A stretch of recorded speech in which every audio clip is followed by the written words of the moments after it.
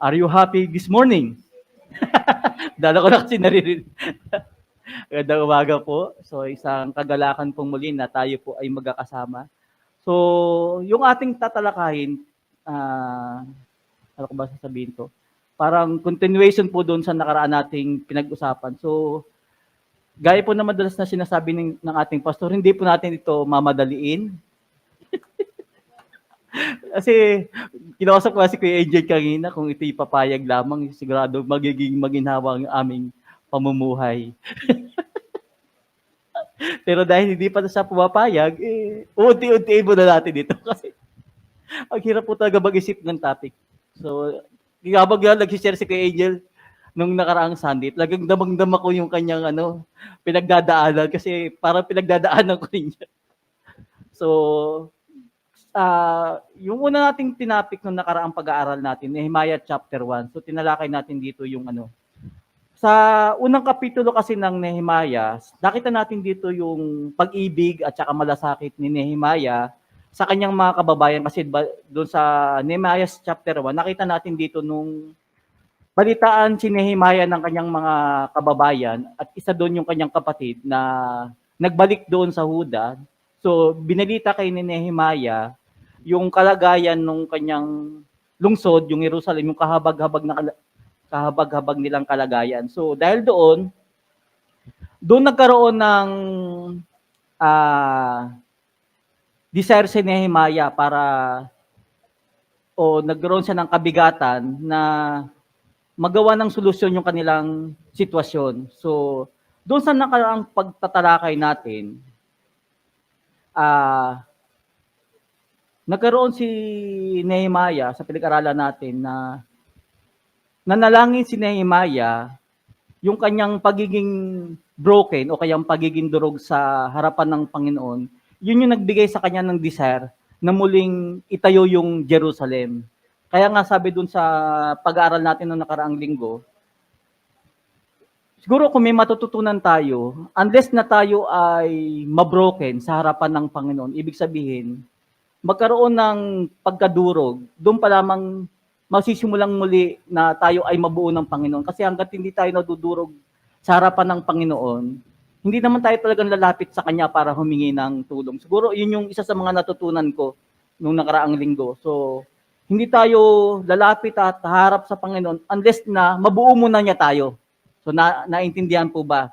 So, sa nakaraang pag-aaral natin, napakaraming halimbawa na makikita natin na pwede nating tularan kay Nehemiah, especially sa paraan ng kanyang pananalangin. So, chapter 1 po yun nung nakaraang linggo para makasunod po yung iba.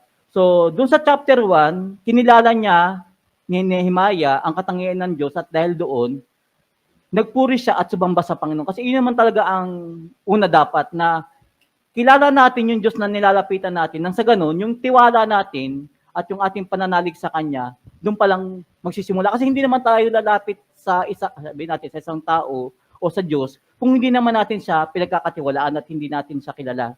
So, doon sa nakaraang pag-aaral natin, nakita natin na nagpahayag si Nehemiah ng kanyang kasalanan. Ibig sabihin, nagpapakita ito ng pananalig at pagtitiwala niya sa Diyos na tutuparin ng Diyos yung mga ipinapangako niya sa kanya. Yung basehan nga niya, yung 2 Chronicles 7:14 na kung ang bayang ito na kanyang pinili ay magpapakumbaba, lalapit sa Diyos, at tatalikdan yung lahat ng kanilang kasalanan, yung kinalalagyan nila na sila ay inalipin at dinala sa ibang bayan para maging alipin.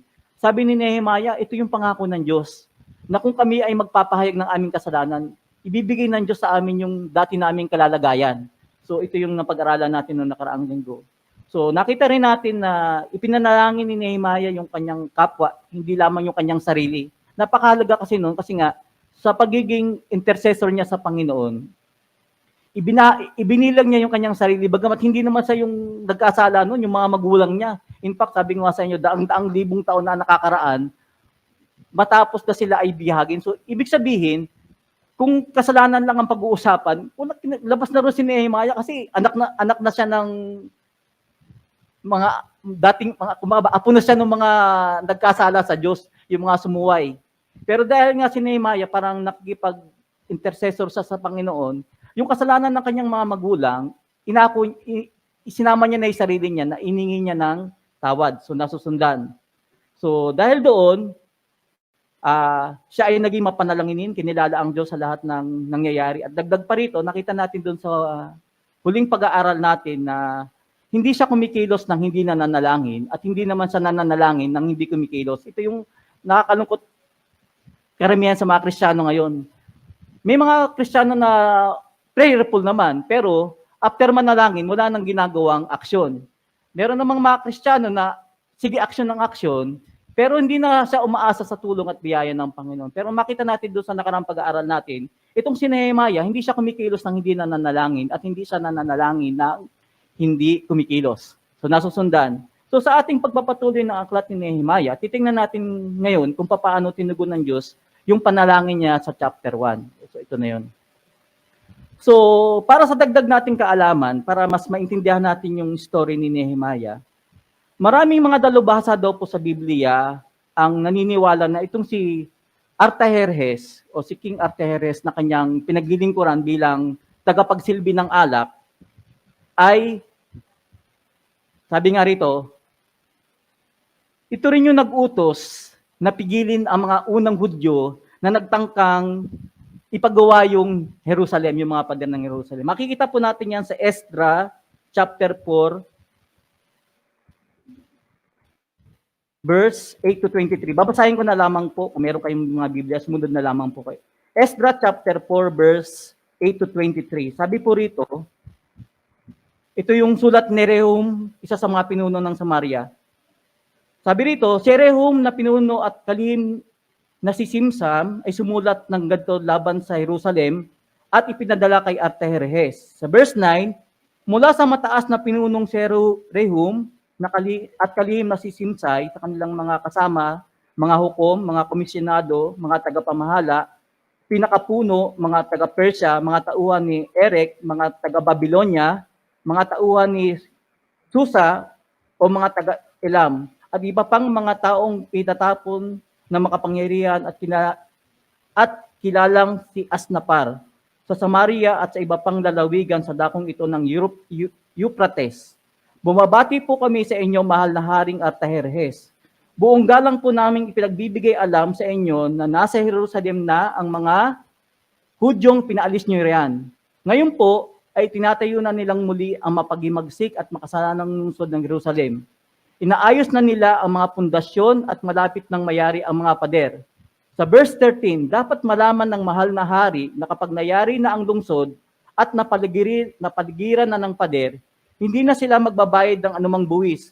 Ito'y makapipinsala sa kaharian. At verse 14, yamang ang ikinabubuhay namin nanggagaling sa kaharian, marapat lamang na ipagmalasakit namin kayo para hindi na umabot sa pangyayaring kayo'y malapastangan nila. Yan po ang dahilan ng aming sulat namin, mahal na hari. Saliksikin po ninyo ang aklat ng kasaysayan ng inyong mga magulang at makikita ninyong lahat na sa simula pa, ang lungsod na ito ay talagang mapagimagsik at sakit na ng ulo ng mga haring nauna sa inyo. At yan po ang dahilan kaya ito ay winasak ng gusto. Ipinagbibigay alam din namin na mahal na hari, na sa sandaling maayos na uli ang lungsod na ito, mawawalan na kayo ng kapangyarihan sa lalawigang ito sa kabila ng Euphrates. Ito naman ang sagot ng hari sa gobernador Rehum, kalihim, Simsai at lahat ng kasama niya sa Samaria at sa lalawigan sa kabila ng Euphrates. Tanggapin ninyo ang aking pagbati. Sa verse 18, maliwanag na binasa sa akin ang inyong sulat. Pagkatapos, ipinasiyasat kong itong mabuti at nalalaman kong sa simula pa'y talagang mapagimagsik na ang lungsod na iyon. Nalaman ko rin, nasakop sila ng iba't ibang mga hari na pawang makakapangyarihan at ang lungsod na iyo'y nagbayad sa kanila ng lahat ng uri ng buwis. Kaya't ipatigil mo ang pag-aayos ng Jerusalem hanggang wala kong inuutos na iba pa para sa lungsod na iyon. Pigilin niyo silang lahat agad bago makalika ng pinsala sa aking kaharian. So makikita natin na hindi aksidente na itong si Nehemiah ay napabilang doon sa tagapamahala ng inumin ng hari. So dito tayo magsisimula. So ito yung dahilan ng sulat. Itong si Rehum, isang pinunong Persyano ng Samaria, sumulat siya kay King Artaherjes. Sabi niya, buong paggalang po ipinagbibigay naming alam sa inyo, mahal na Haring Artajeres, na kapag itong Jerusalem na ito, na lungsod na ginagawa ng mga Hudyong pinauwi nyo, kasi sabi ko sa inyo nung nakaraang pag-aaral natin, nagkaroon ng pagkakataon yung ibang mga Israelita na pabalikin ng hari. So nagkaroon siguro ng pardon o hindi natin masabi. Basta yung ibang mga Israelita, sabi siguro niya, sige, yung mga gustong umuwi o bumalik doon sa inyong mga lungsod, sobrang layo nun, di ba? Sabi ko kasi mula ulo hanggang Apari ang distance nun. So yung mga gustong umuwi sa inyong bayan, bumalik kayo. Pero nga, dahil nga yung sitwasyon ng kanilang bayan ay wasak na wasak, sabi ko nga sa inyo, napakakaunti lang yung bumalik. At nung bumalik sila doon sa lungsod nila, ang ginawa ng mga Hudyo noon, sinikap nilang muling maitayo yung pader. Pero dahil nga marami silang mga kalaban na kaalyado ng hari, at isa na nga rito si Rehum, sabi niya doon, nagtsutsuk agad siya doon sa hari. Naku, mahal na hari, yung mga pinabalik nyo doon sa ng mga Hudyo doon sa Jerusalem, sinisikap na nilang itayong muli yung pader. Ginagawa po muli nila yung Jerusalem. So, gusto lang naming malaman mo na kapag sila ay nakapagtayong muli, na i-rebuild nila yung Jerusalem, ay hindi na po sila magpapasakop sa inyo. Tingnan nyo po yung kasaysayan. Napakatitigas po ng ulo ng mga Hudyong yan. Kapag sila ay pinayagang mong maitayo yang muli, hindi na sila magpapasakop sa inyo at hindi na sila magbabayad ng buwis. So, dahil itong hari, pinasiyasat niya agad yung history.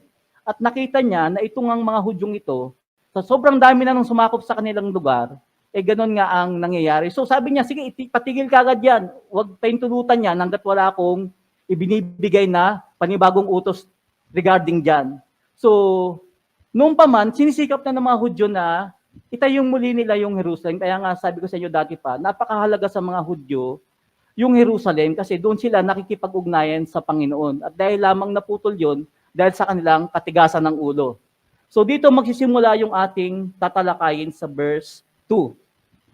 So, yung sa verse 1, nagtapos tayo sa pananalangin ni Nehemiah. So, babalik tayo kay Nehemiah. Sabi ng Nehemiah chapter 1, verse 11, O Yahweh, dinggin ninyo ang dalangin namin, kaming iyong lingkod na nagnanais na magparangal sa inyo. Kapag tagumpayin po ninyo ang aking lakad ngayon at loobin po ninyong kahabagan ako ng hari. So, dito sa pananalangin ni Nehemiah sa chapter 1 verse 11, humingi siya ng tulong sa Panginoon para malampasan niya yung hadlang. Kasi napakalaki naman talaga yung hadlang na kinakailangan niyang mapagtagumpayan. Loobin po ninyong kahabagan ako ng hari kasi hindi basta-basta yung kanyang hihinging pabor doon sa hari. Kasi imaginin mo, paano kang pagbibigyan ng hari kung yung ire-request mo sa kanya ay hindi lang isang ano lang yun simpleng request lang kundi buong bayan na sa tingin ng hari, kakalaban doon sa kanyang pamumuno. Nasusundan po ba? So, sabi rito sa ating tatalakayin, kung meron mang sigurong isang tao na po pwedeng makapagtulong sa kanila o malalapitan nila at makakatulong doon sa kanilang sitwasyon, walang iba yung kundi yung hari, si Haring Artajeres, yung nag-iisang tao na po pwedeng tumulong sa kanila. Siya lamang ang nag-utos na ipatigil yung pag-rebuild ng Jerusalem at siya lamang din yung po pwedeng makapagtulong sa kanila para ma-rebuild itong muli. So nasusundan. So kung tao ang titingnan, si King Artajeres lang yung taong makakatulong sa kanila. Pero hindi doon tumitingin si Nehemiah, ang titingnan niya ang Panginoon. So dito tayo magsisimulang mag-aral. Kaya't pumaling siya sa Diyos upang lutasin yung problemang iyon. So sabi niya sa Panginoon, Panginoon, tulungan mo ko sa paglapit ko sa hari, naway kahabagan ako niya. Kasi kung siya lang, hindi mahabag ang hari sa kanya. Kasi nga galit nga ang Diyos, kasi nga yung mga kababayan niya ang titigas ng ulo at alam niya sa buong kasaysayan ng history, talagang mapaghimagsik sila kung sila ay magiging buo muli yung kanilang lungsod, hindi sila talaga magpapasakop. So, dito sa verse 1 ng chapter 2 na ating binasa, makikita natin dito yung walang katulad na pagkakataon at matalinong tugon ni Nehemiah doon sa hari. So, sabi diyan, mapapansin nyo, 4 na buwan na ang nakakaraan bago dumating yung pagkakataon kay Nehemiah. Yung sa chapter 1 kasi, nung dumating sa kanya yung ulat, buwan ng Kislev. So sinearch ko diyan, makikita ano ni Ina, yung buwan ng Kislev sa chapter 1, nung sinearch ko sa ano, nagsisimula yan sa month of November to December. Tapos, nung siya ay lumapit na doon sa hari para magsilbi ulit ng inumin niya, ito ay buwan naman ng Nisan. So, nangyayari yan tuwing buwan ng April. So, simula nang matanggap niya yung balita na lugmok yung kanilang bayan, doon na siya nagsimulang manalangin sa Diyos. So, imagine niyo yung haba ng panahon na ipinapanalangin niya sa Diyos yung burden na ibigay sa kanya ng Lord. Alam niyo po na siguro kung maintindihan niyo yung kabigatan, minsan may nilalagay ang Panginoon sa bawat isa sa atin ng kabigatan o burden na sa isang specific na bagay. Halimbawa, gusto mo ipanalangin ng simbahan o isang kapatiran o isang ministry na hindi yun naaalis, parang ibinibigay yun sa atin ng Panginoon na dapat nating ipanalangin lagi. So, yun yung binigay ng Lord na burden kay Nehemiah, yung burden na kinakailangang muling maitayo yung pader ng Jerusalem. So, makikita natin dito yung pangunahing tungkulin ni Nehemiah bilang tagapamahala ng inumin ng hari. Anong pinapakita nito? Napaka-significant ng kanyang posisyon dahil hindi yun basta-basta. Hindi ka malalagay doon sa posisyon iyon na inilagay ka lang. Kasi imaginein mo, si Nehemiah galing siya sa kaaway na lahi ng Persia. Kung kayo, maglalagay kayo ng isang katiwala, sinong ilalagay nyo? Siyempre, ang ilalagay nyo yung pamilya nyo.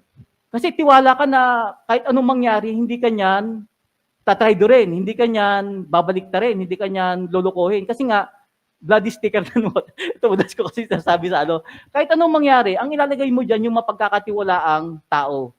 Ngayon, imagine ninyo, ang ilalagay mo dyan yung kalaban ng lahi mo. Ano kayang merong katangian si Nehemiah para ilagay sa posisyong yon? Di ba kung ikaw ay maglalagay ng isang gang, gang na lang sample para mas madali natin maintindihan. Ikaw ay pinaka-leader na isang gang. Hindi mo po pwedeng ilagay dyan yung kamag-anak ng kalaban mong gang. Kasi baka mamaya may connection yun na bigla kang traidorin at ikaw ay mapahamak, di ba? Pero makikita natin dito, yung pagiging cupbearer ni Nehemiah, hindi lamang sa taga-silbi, kasi nagsisilbi rin siyang bodyguard sa hari. Sa papaanong paraan po? Kasi lahat ng kinakailangang inumin ng hari, lahat ng pagkain kanyang kakainin, dumadaan muna kay Nehemiah para masigurado na ito ay walang lason. Kasi napakahalaga nun. Kasi kung yung trabaho niya, hindi tiwala sa kanya ang hari, hindi niya inumin o kakainin yung pagkain idudulot niya.